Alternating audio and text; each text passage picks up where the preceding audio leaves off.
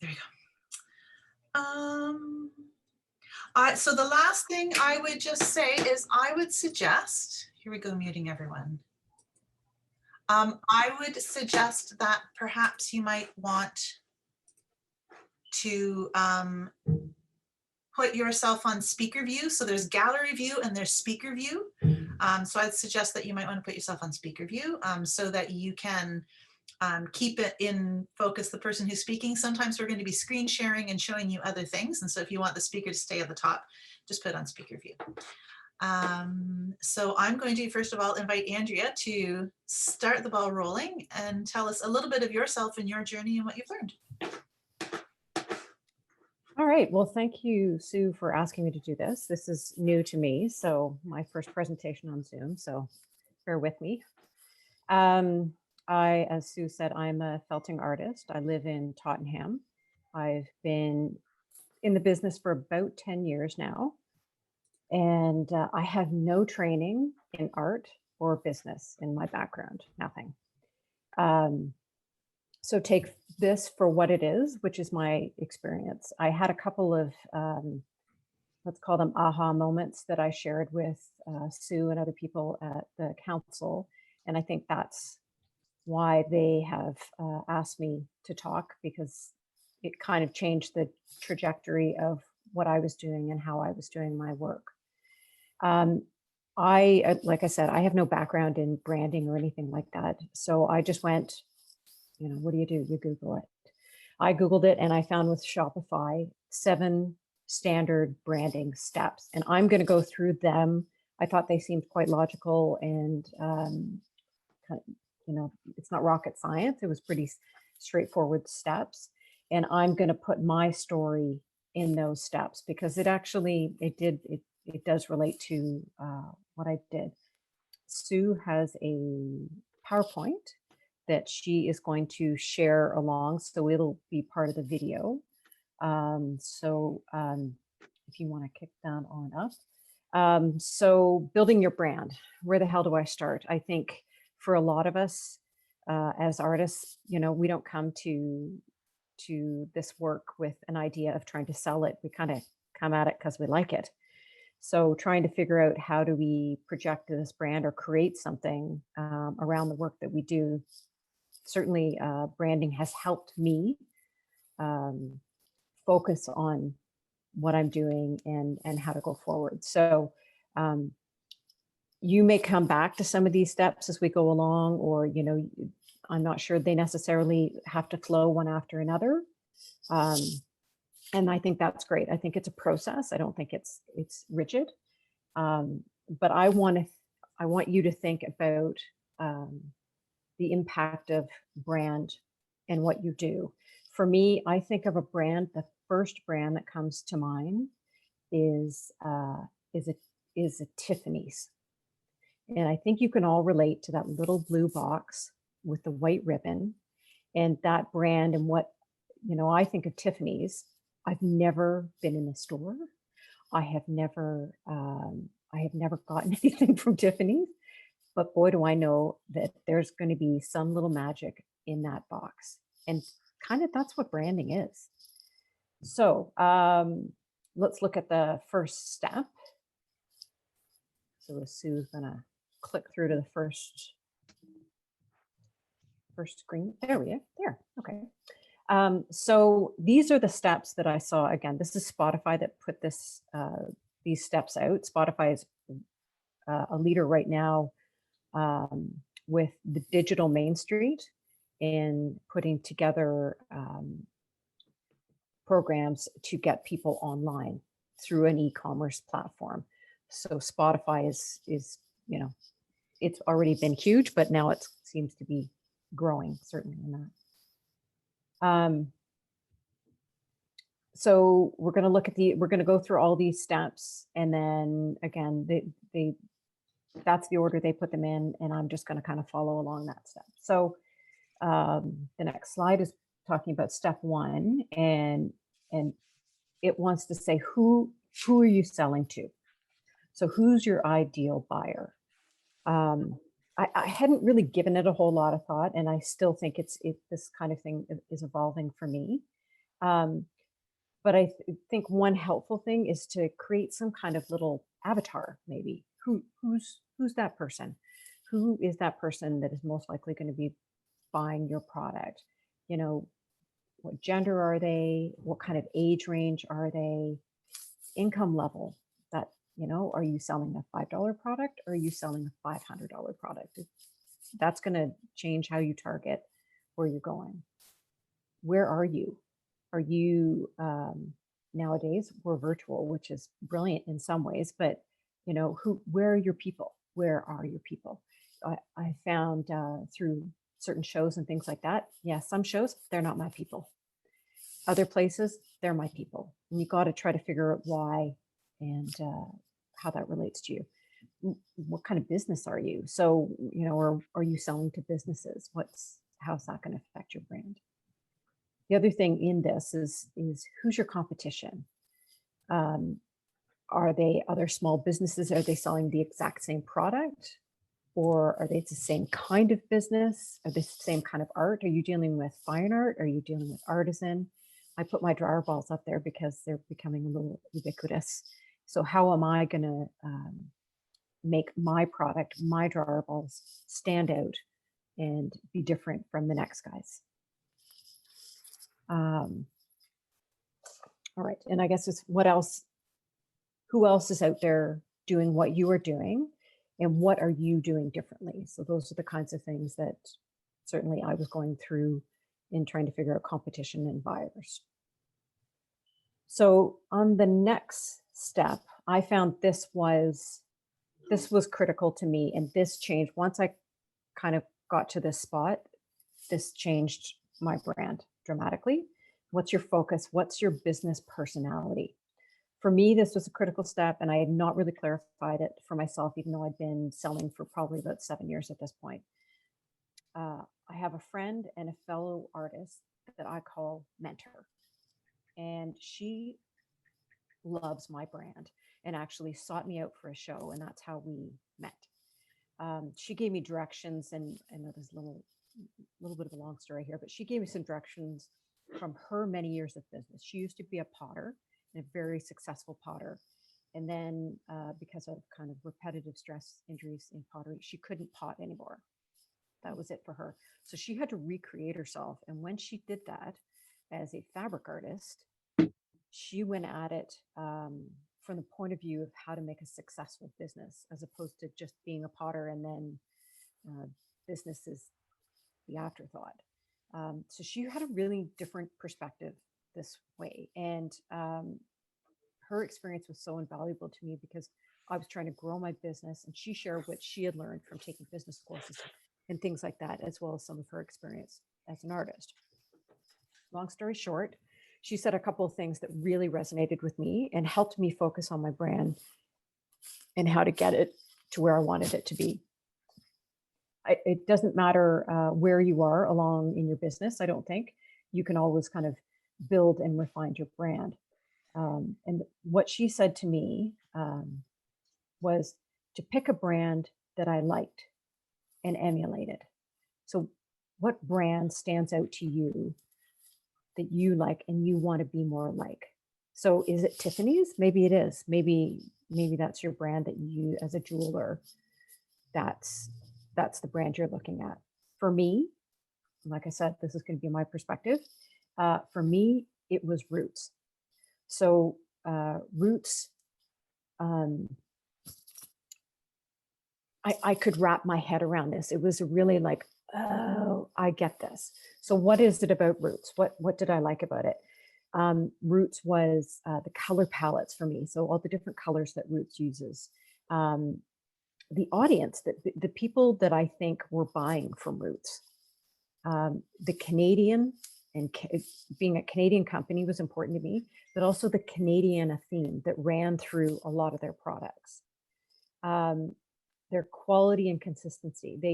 They to me, they've, since their inception, they've always been really consistent.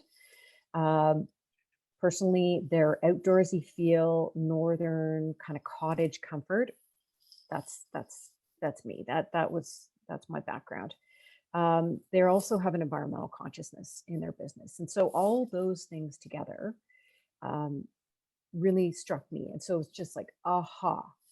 Um, and then, so from that, I really could see my business reflected in Roots. So you'll kind of see, if you know any of my products, you'll understand. I've got some photographs of the things that I do. So going on to the name, how to name your business. Well, it was an evolution for me. Things started to make sense with this guide, this business in front of me now, that this Roots concept. I had already changed my business name 2 times. I had started off with Creature Comforts, and it was like people would come up to me and say, "Oh, do you make pet products?" And so I was like, okay, clearly that's not conveying what I wanted. And the other one was I just, I went back to, okay, I'll just use my name, Andrea Elmhurst, artist. It didn't really kind of, it was like, it was like a backup plan. So I had to come up with something that really defined what I did.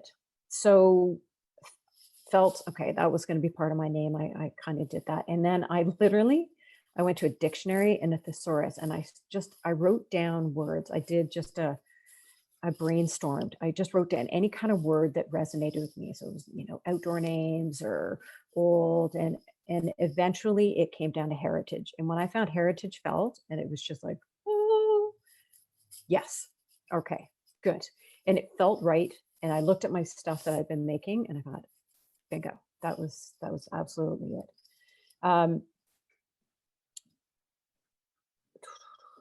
The other thing about the name was that it described what I wanted people to think about and feel when they looked at my products. I wanted it to make sense. All right, so that's the name. So now I've got something that I look at as a business. I've got a name. Things are kind of gelling. So writing the good slogan. This one for me actually came a lot later. It came when I was working on putting my new webpage. I had a webpage. It was really average. But in March, when things started to go down the toilet, I thought, now is the time. Now is the time. I got to go online. So I started building my webpage, and I had to. I built on the Square platform, and kind of fumbled along with it. But it certainly, I needed a phrase. So for me, that slogan was felting with Canadian heritage in mind. And I think if you look, I put 2 photographs there of some of my products, and it makes sense, right? I think for me, I look at those products and I see that tagline reflects those products.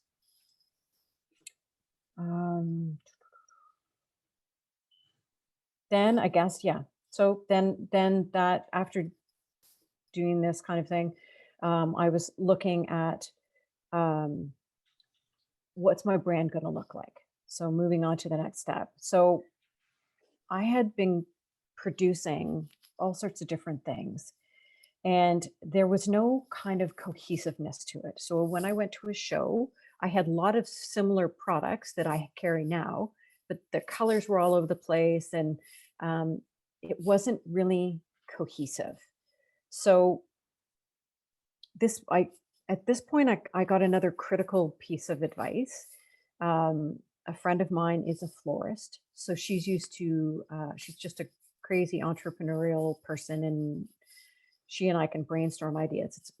Everybody's got to have one of these people in their lives, because it really helps to kind of work through processes. But, I was struggling with things like displays at shows, and why wasn't it looking good? And I always looked at her store and went, it always looks so beautiful in here. I want to just, and there's so much stuff, and she rearranges it and it looks beautiful again. So she started saying, well, you've got to kind of coordinate your stuff and make, put your products into groupings. So if you have color themes, then you're going to want to group things together. So logically, your brand colors are kind of like that. What are the colors that reflect your brand? And for me, it went back again to kind of the dominant colors in that I was making. So kind of the reds, the grays, all the stuff that, you know, again, there's roots, red, gray, cream. Those became the color themes that ended up um, working with my brand. Let me just see, sorry, I got away from my notes here. Right, so okay, I got that color palette. So with that color palette, Sue, I was wondering, could you go back one slide? I was wondering that too. I'm not sure what the answer to that is. Oh, not to worry, not to worry. Oh, there you are. Not? Oh, Okay, sorry. I maybe can do it the old fashioned way or the hard way. I'm not sure which it is. you were at This- 7. Yep. Okay. Okay, so There the we are. brand, this is where it kind of comes back to for me, it became a bit of a coordination of products. So I had a number of different products that I was making, but then I started making them more cohesively. So instead of making 20 different colors, I was choosing groups of colors that were going to go together, and that would then coordinate with the felted soaps that I make, so that when I displayed things at a show, or as it turned out when I was grouping things on my website, I started making collections, and it started making sense. So if you liked a certain theme of colors, you could find other products within that color. And another thing for me, you'll see it down the side there, was when I started thinking about roots, I started thinking about that leather tag that goes with all their leather products. If you've ever bought anything, at the top of the screen, there's it's the leather beaver. That one happens to be plaid, but it's often in the natural color. So for me, that was how am I going to emulate? I went, oh, I love that. So I made my own, and mine's a felted maple leaf. So that goes with my tag, and that goes on my upper end products. It's not on all my products, but it goes trying to distinguish some of the things that I say are kind of the higher end of my product line. So my purses and stockings and things like that, they all get that little extra bit. And I think that's part of with the branding is you're putting quality onto your products that are elevating it. And for me, it was amazing. As soon as I put that little tag on, it elevated my product. When I was looking at it, photographing of it was amazing step. So then we'll look at making your logo. And again, it goes back to certain themes that are coming out of my brand. I have a really strong kind of Canadian attachment in my brand. So I do everything. I make Canadian flags, for example, out of wool. So that's a very strong theme in my product line. So for me, that's something that I wanted to convey as this is a Canadian product, kind of like Roots does. It's just, I want to make sure it feels very Canadian. So my logo on the side has mine. So I've kind of brought in the elements. So there's my business name, and then I kept that by Andrea Elmhurst. Maiden name slipped in there. Andrea Elmhurst. And so that kind of brought two things together, the two names that I had used, and then the flag or the maple leaf in the background of that. So no color, but I would assume for some people, they do want to have color into their logo. I chose not to. I use color in different ways, and I'll show you on the next slide, but that's my logo, simple. I recommend using something like Canva. That's where I did my product design, and they also help you set up branding colors, so you're consistently using the same fonts and the same colors, and it's all stored at the same place. You can, if you're starting to do things like social media, you can create Facebook posts and use what you've already got and the colors and fonts and everything like that you've already got, and use them over and over again. So I would personally recommend that. You can do it at a free level. You can go in and sneaky way around it is to, like, go and work your butt off and do all your stuff in a month, and then get out of the paid subscription and go back to the free level. That way you can use a little more, there are little better graphics and things like that that you can access if you pay. All right, so that's combined that. So then you're looking at the last step, which is applying your brand across your business. So for me, this what you're looking at here is a poster that I made that goes behind my display at my booths when I go to different shows. But again, it's carrying over the colors that I use within my brand. I use everything doesn't look identical, but there are themes. Like my logo is on everything. So on my business cards, the tags that I put on my products, any kind of packaging in my displays, marketing I'm using, website page, it's all going to have the consistent look. One thing, just a little aside with the business cards and tags. Again, I firmly believe, I know other people are going to talk about packaging, but for me, you attach things, or you put quality on quality. So if you think you've got a nice quality product, I believe you should be putting quality tags on. If you put a cheap tag, it makes it look cheap. If you put a really nice quality tag, people go, oh, nice. My business cards are really, I got them from moo.com, and they're a really thick card. I don't hand my card out. People don't pick my cards out a lot, but people keep my cards. I'm sure of it.